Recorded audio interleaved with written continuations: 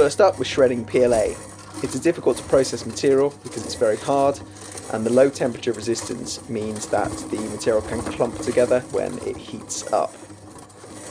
We set the blades up here in a V formation to move the material into the centre away from the warmer sides of the shredder and maximise the throughput, but admittedly this is at the cost of some larger pieces getting through.